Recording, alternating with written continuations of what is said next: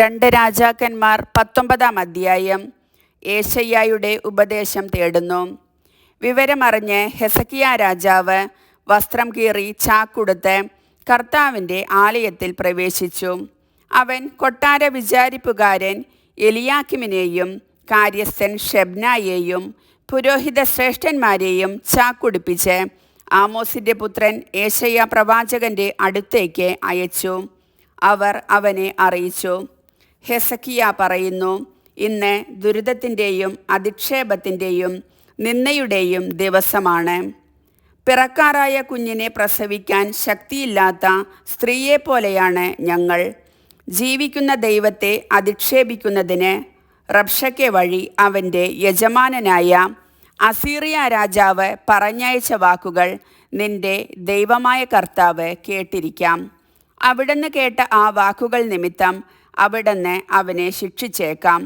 അതുകൊണ്ട് അവശേഷിച്ചിരിക്കുന്ന ജനത്തിനു വേണ്ടി നീ പ്രാർത്ഥിക്കുക.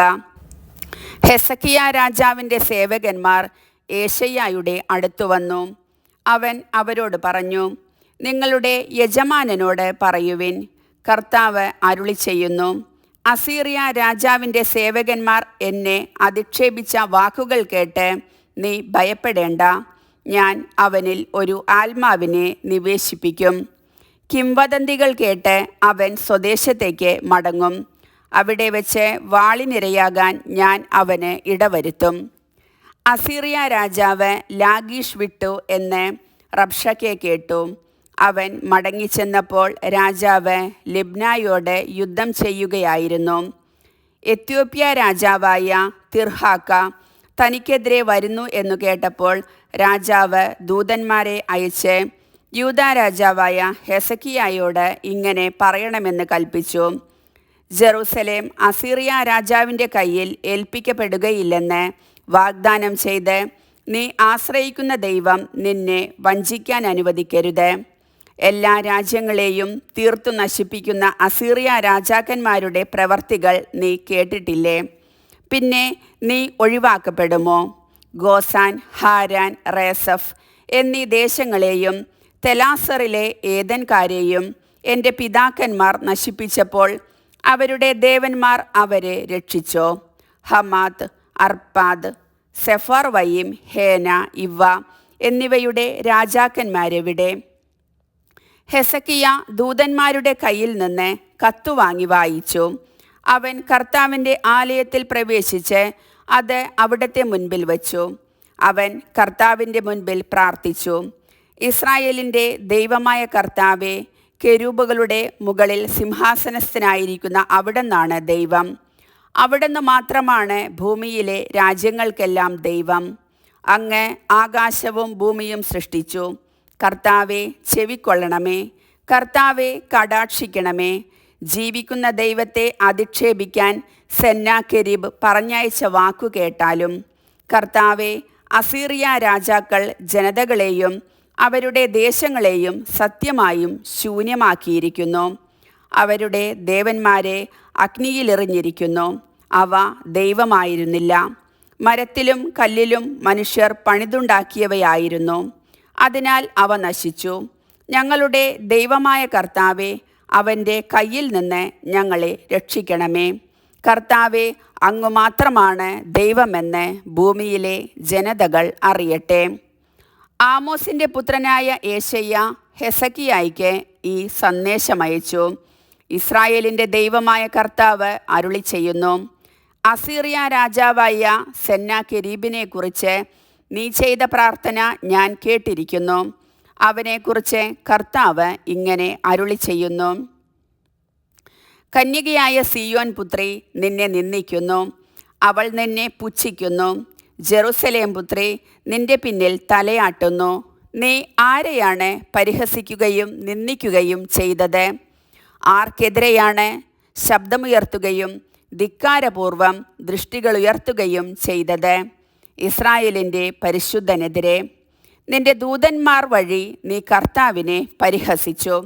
എൻ്റെ അസംഖ്യം രഥങ്ങൾ കൊണ്ട് ഞാൻ പർവ്വതശൃംഗങ്ങളിലും ലെബനോൻ്റെ ഉൾപ്രദേശങ്ങളിലും എത്തിയെന്നും ഉയർന്ന ദേവദാരുക്കളും ശ്രേഷ്ഠമായ സരളമരങ്ങളും വീഴ്ത്തിയെന്നും അതിൻ്റെ വിദൂരസ്ഥമായ കോണുകളിലും നിബിഡമായ വനാന്തരങ്ങളിലും പ്രവേശിച്ചു എന്നും നീ പറഞ്ഞു. ഞാൻ കിണറുകൾ കുഴിച്ചു, വിദേശജലം പാനം ചെയ്തു.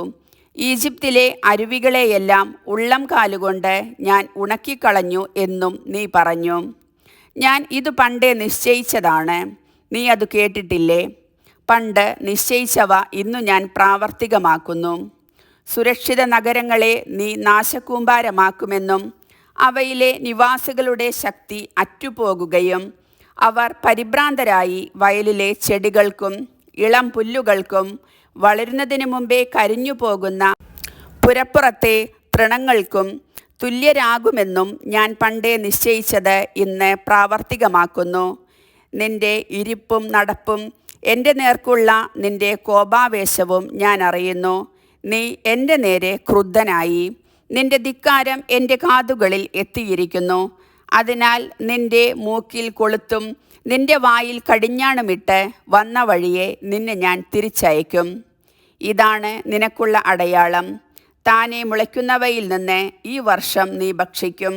2-ാം വർഷവും അങ്ങനെ തന്നെ. 3-ാം വർഷം നീ വിതയ്ക്കുകയും കൊയ്യുകയും മുന്തിരിത്തോട്ടങ്ങൾ നട്ടുപിടിപ്പിക്കുകയും അവയുടെ ഫലം ഭക്ഷിക്കുകയും ചെയ്യും. യൂദാഭവനത്തിൽ അവശേഷിക്കുന്നവർ ആഴത്തിൽ വേരോടിക്കുകയും ഫലം കായ്ക്കുകയും ചെയ്യുന്ന വൃക്ഷം പോലെ വളരും. എന്തെന്നാൽ ജെറുസലേമിൽ നിന്ന് ഒരു അവശിഷ്ട ഭാഗവും സിയോൻ മലയിൽ നിന്ന് അതിജീവിക്കുന്നവരുടെ ഒരു ഗണവും പുറപ്പെടും. കർത്താവിൻ്റെ തീഷ്ണത ഇത് നിർവഹിക്കും. അസീറിയ രാജാവിനെക്കുറിച്ച് കർത്താവ് അരുളി ചെയ്യുന്നു. അവൻ ഈ നഗരത്തിൽ പ്രവേശിക്കുകയോ ഇവിടെ അസ്ത്രം എയ്യുകയോ പരിച ധരിച്ച് ഇവിടെ വരുകയോ നഗരത്തിനെതിരെ ഉപരോധം നിർമ്മിക്കുകയോ ചെയ്യുകയില്ല. അവൻ നഗരത്തിൽ പ്രവേശിക്കാതെ വന്ന വഴിയെ മടങ്ങുമെന്ന് കർത്താവ് അരുളി ചെയ്യുന്നു.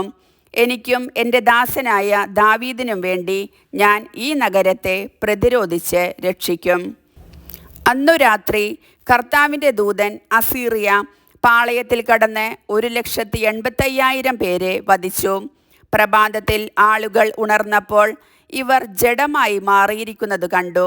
പിന്നെ അസീറിയ രാജാവായ സെന്നാകെരിബ് അവിടെ നിന്ന് നിനവയിലേക്ക് പോയി അവിടെ താമസിച്ചു.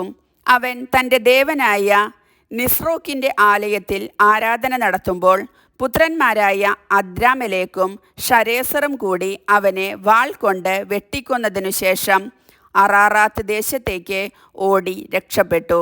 പകരം പുത്രൻ എസാർഹദ്ദോൻ ഭരണമേറ്റു.